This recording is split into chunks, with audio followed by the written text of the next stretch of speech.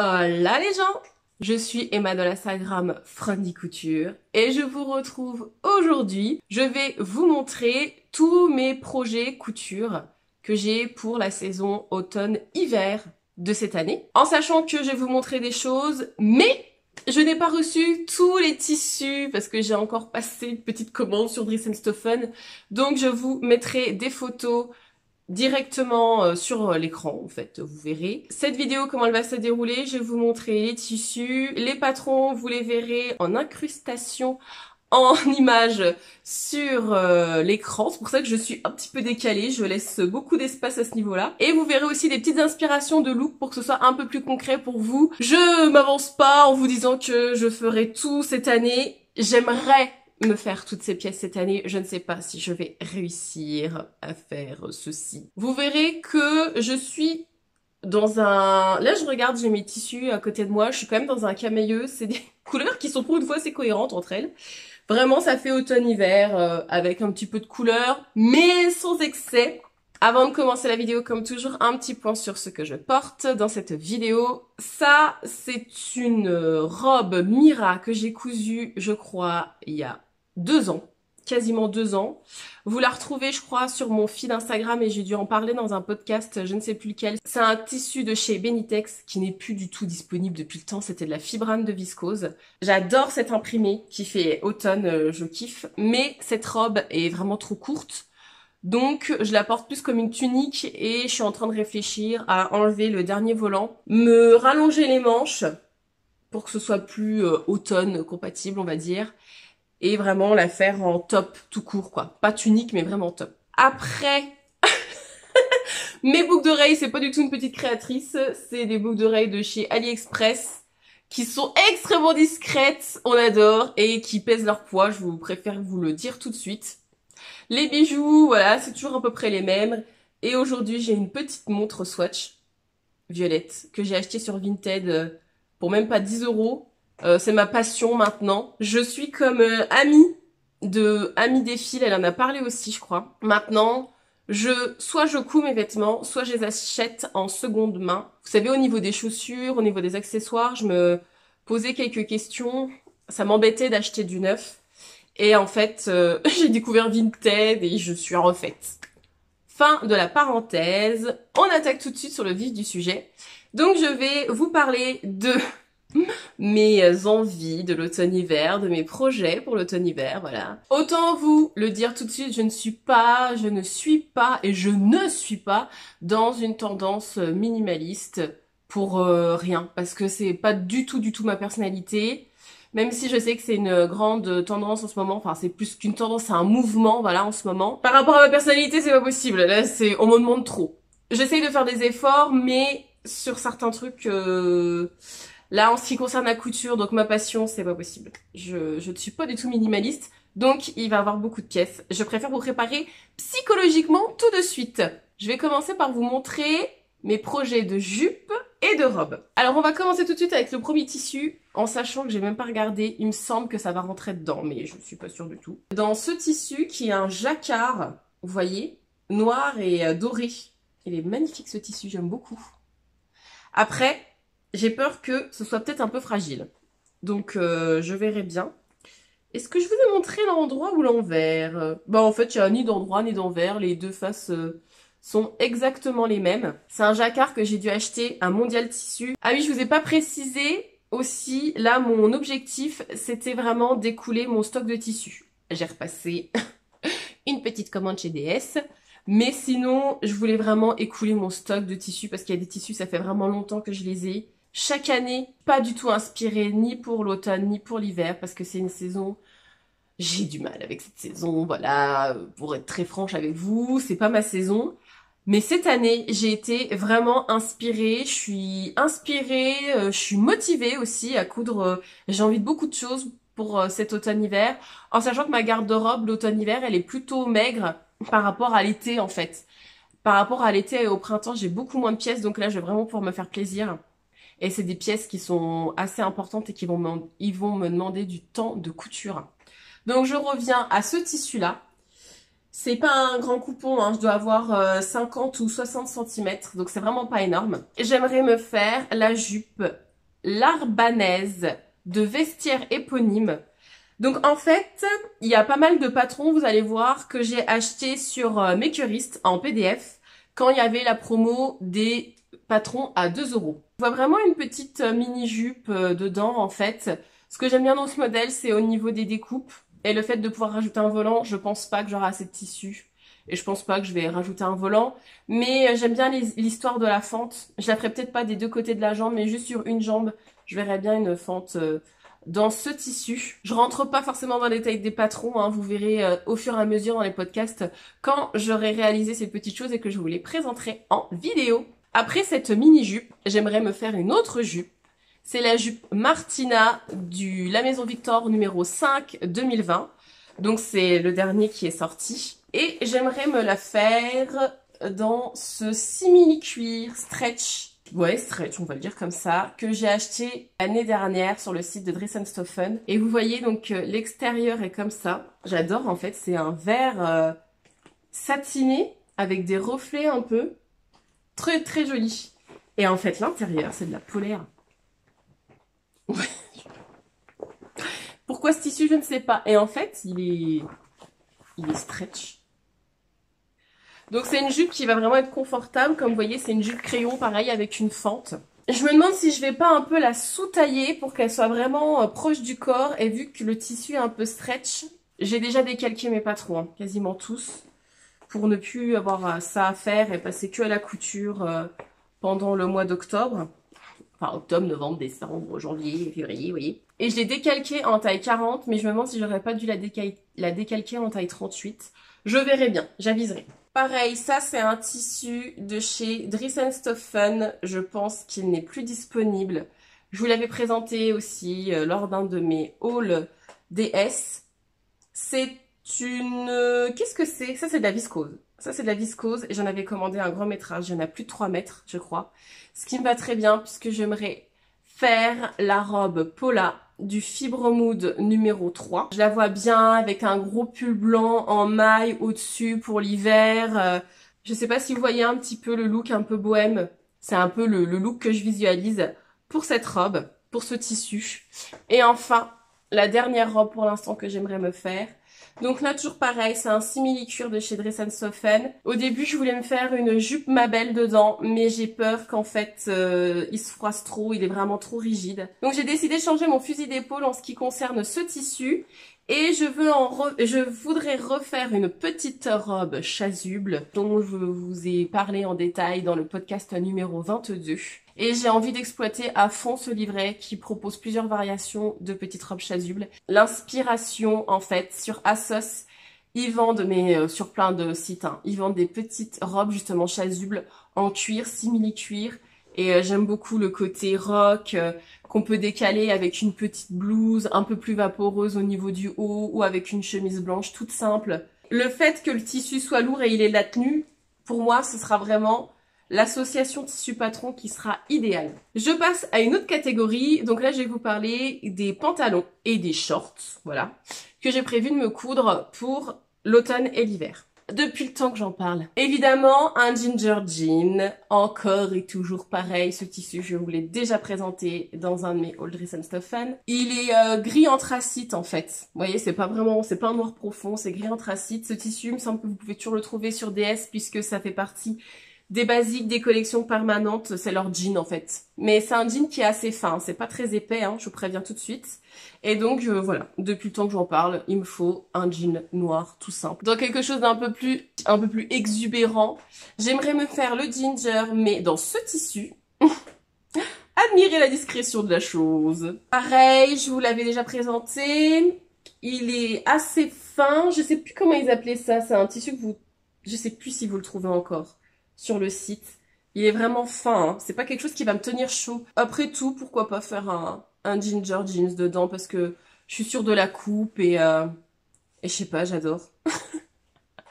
J'aime trop je pense que c'est vraiment le pantalon qui apporterait une touche d'originalité, une touche de peps à une tenue, même avec une blouse noire toute simple. C'était mon idée. Oui, oui, vous avez bien vu. Donc là, il y a 2 gingers qui sont proposés, hein, la dame. La dame est folle. Ensuite, Ah, je sais pas si vous avez la bonne couleur pour ce vert là. C'est un vert qui est un chouille plus chaud. Là, vous le voyez foncé, il est un peu plus clair quand même. Donc ça, en fait, c'est du velours que j'ai trouvé l'année dernière, il me semble, quand j'étais allée à Paris voir Fauve. Et donc, mon objectif, c'est de me faire un short en velours dans ce tissu. Et le Carlotta, c'est pareil, je l'ai acheté. Ça fait 1 an que je l'ai, ce patron. J'ai toujours pas cousu ce modèle. Et pourtant, pareil, il est déjà décalqué. Et j'ai vraiment hâte de m'y mettre. Je vous montre une inspiration de look. Le velours, c'est tendance, hein, mes enfants, je vous le dis tout de suite. Dans un autre tissu que j'ai pas encore reçu, donc que je vais tout vous mettre en photo, j'aimerais me faire le pantalon Harper dans ce jersey à carreaux de chez Dress & Stephen. Et mon inspiration, c'est pareil, un pantalon que j'ai vu, je ne sais plus où. Et c'est pareil, ça fait très longtemps que je dis qu'il faut que je fasse le pantalon Harper. Donc le Harper, je ne sais plus, j'ai pas noté le magazine. Je vais vous le mettre en annotation quelque part. Et je vais vous montrer maintenant les hauts. Donc, je vais commencer avec les suites. Il y aura des chemises, des blouses, voilà. Tous les hauts, je vous les présente maintenant. J'aimerais me faire dans ce French Terry de chez Dress & Stephen. Pareil, que j'ai acheté l'année dernière. C'est redondant, hein, c'est toujours la même chose. Un prune, un peu comme ça, un peu profond. J'aimerais me faire, alors, le Madame Vega de Studio Schnittfeir, je ne sais pas comment on dit. Beaucoup aimé, c'est le détail du dos qui est croisé. Et je me suis dit que dans ce petit tissu, ça pourrait le faire. Et puis j'ai le métrage nécessaire surtout. Patron que vous pouvez trouver sur le site de Mécuriste. Et j'ai profité d'une promo pour l'acheter à 2 €. Dans mon tissu que j'ai ramené de mes vacances au Gros du Roi, plus précisément à Aigues-Mortes. J'adore ce tissu. Je vous avais dit que j'aimerais en faire une chemise. Je vais me faire la chemise T005 de Cominatia Pattern qui s'appelle maintenant Studio Calico. Donc c'est une chemise qui est plutôt ample. J'aurais préféré la faire en jean ou en chambray, mais j'avais pas assez de métrage. Et là j'en ai assez, donc je pense que ça va aller dans ce tissu-là. Dans ce tissu, c'est une popeline de chez Dress & Stephen. J'adore la couleur. Rouille toujours, avec des pois blancs. J'aimerais me faire la chemise Elsa de la Maison Victor. C'est le numéro 5 de l'année 2016. Et j'ai envie de mettre des passepoils au niveau du détail. Moi qui ne suis pas une grande fan de Cézanne, vous voyez, on a quasiment la même chose qu'ils ont sorti. Alors je sais pas c'est quelle année, j'ai vu ça sur Pinterest, hein, je vais pas vous mentir. Donc une deuxième chemise et une troisième chemise dans ce tissu qui est un chambray de chez Dress & Stephen que j'ai acheté dans une commande, je sais plus quand, mais il y a plusieurs mois. Vous verrez, voilà, les petits motifs qu'il y a dessus. J'aimerais me faire une chemise, mais ce sera pas la Elsa parce que la Elsa, elle a une patte de boutonnage qui est cachée. Et j'aimerais vraiment faire une chemise en jean, donc vous savez, avec des pressions toutes simples. Donc soit je redécalque la chemise qu'il y a dans le livre Ma garde-robe à coudre pour toute l'année, soit j'ai une chemise dans un de mes burdas. Et je me laisserai peut-être bien tenter parce que je suis toujours curieuse d'avoir les coupes, de savoir les coupes que Burda propose, savoir si ça taille vraiment bien ou pas, sans les explications Burda, hein, mais je me serais déjà tapé 2 chemises avant, donc j'aurais pas besoin de lire les explications. Je suis pas une pro de la chemise et j'aimerais vraiment m'y mettre parce que je trouve que ça va avec beaucoup de choses, avec un petit jean pour un look total jean brut, ou vous savez, en association avec le pantalon noir ou avec mon petit short en velours vert. Je vois très bien cette petite chemise. Ensuite, j'aimerais beaucoup dans ce tissu qui est une microfibre de chez Benitex. Je ne sais pas s'il est encore disponible. De toute façon, n'hésitez pas à regarder la barre de description. Si les tissus sont encore disponibles, je vous mettrai les liens directement à cet endroit que j'aime beaucoup. Vous voyez, ça fait très automnal, quoi. Et je le voyais vraiment en proche de mon visage, c'est imprimé. Je voudrais me faire la blouse Annie de la Maison Victor numéro 5, celui qui est sorti cette année, donc en 2020. Ensuite, je vais vous présenter un tissu que je n'ai pas reçu. Mais il faut savoir qu'il y a l'une des couleurs qui sera tendance cet automne-hiver, c'est la couleur lilas. Et j'ai fait une fixette complète. Déjà, moi, j'adore le violet. C'est vraiment ma couleur. Je pense que ça se voit. Vous avez Wear Lemonade qui a sorti toute une collection en déclinaison autour du lilas. J'ai repéré un suite, donc ils appellent ça jogging sur le site de Dress & Stephen en lilas. Et je vais me faire le sweat. Je n'avais pas de sweat à capuche, je sais pas pourquoi j'avais envie d'un sweat à capuche. Je vais me faire le sweat SW602, pareil, de Cominatia Pattern ou maintenant Studio Calico, comme la chemise T005 de la même marque. C'est des patrons que j'ai trouvés sur Makerist lors des promos à 2 €. Donc, en tout vous dire que je ne me suis pas ruinée, bien sûr. Et pour finir, à peu près, hein, et pour finir avec vous aujourd'hui, je vais vous parler des manteaux que je compte me coudre pour l'automne-hiver de cette année. On va commencer... Oh, j'adore ce tissu. Ce tissu, c'est un énorme coup de cœur. Ça fait 1 an que je l'ai. Pareil, je l'avais acheté à Paris dans une boutique. Si je retrouve la vidéo, c'est pareil. N'hésitez pas à fouiller dans mes vidéos haul, hein. Je vous l'ai déjà présenté celui-là. Il me semble que c'est un mélange, je dois pas avoir beaucoup de laine, c'est un mélange en tout cas. Mais j'adore ce tissu, je le trouve magnifique. Et j'ai décidé de me faire le manteau Ria du dernier Fibre Mood. Plusieurs photos d'inspiration, donc il y a une Instagrammeuse qui a réalisé cette version que je trouve magnifique. Et en photo d'inspiration sur Asos, j'ai trouvé 2 manteaux dans cet esprit, donc vraiment en fait... l'esprit surchemise, hein. C'est vraiment une mode aussi en ce moment, une grosse tendance, la surchemise, donc vraiment, ça reprend les codes de la chemise avec le col, les grosses poches, quelque chose de très ample, de très large, et avec la finition en bas arrondie, un peu en liquette. Voilà, faut savoir que c'est très très très tendance, en sachant que c'est vraiment une veste plus qu'un manteau, puisque le patron n'est pas doublé. C'est juste le tissu comme ça. Et au niveau des coutures, vous pouvez mettre un biais pour avoir des plus jolies finitions si vous le souhaitez. Celles qui me suivent sur Instagram sont au courant que durant le mois d'octobre, on a le défi, le challenge, la motivation pour faire le magnésium d'Ivan S. Dans ce caban que j'ai acheté. Alors là, il y a vraiment des années. Hein, je crois que ça fait 3 ans que je l'ai celui-là. C'est un caban rouille de chez Mondial Tissu. C'est pas la qualité de ouf, mais pour un premier magnésium, je pense que ce sera très bien. Ce sera une sorte de toile extrêmement portable. Et je vous montre déjà la doublure. Oui, encore du violet, c'est surprenant. Je trouve que le violet et le rouille, ce sont 2 couleurs qui s'associent. Et un tissu que je n'ai pas encore reçu. J'ai hâte de voir ça. Je sais même pas comment je vais me débrouiller avec ce tissu-là d'ailleurs. Je compte me faire un Hunter du Fibre Mood numéro 7. Dans une laine bouillie de chez Dries & Stephen, dans ce merveilleux violet. J'ai vraiment hâte de recevoir le tissu. J'espère vraiment que c'est de la même couleur. Je le souhaite, je le souhaite, je le souhaite. Mes photos d'inspiration, voilà, vous en avez plusieurs.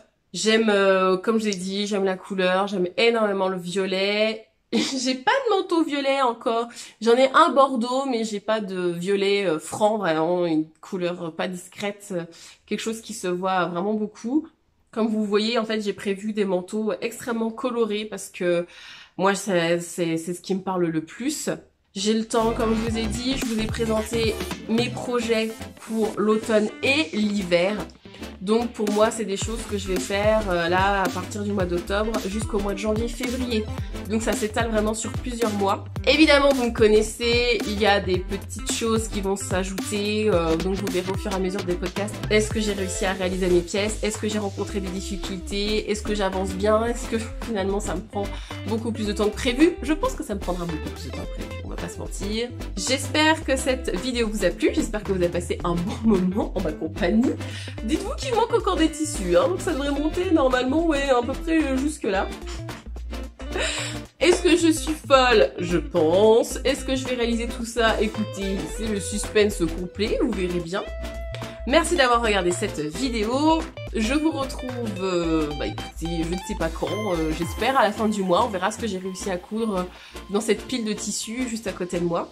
Je vous souhaite une bonne continuation dans ce que vous faites, comme toujours. Et je vous dis à très bientôt. Allez, tchuss.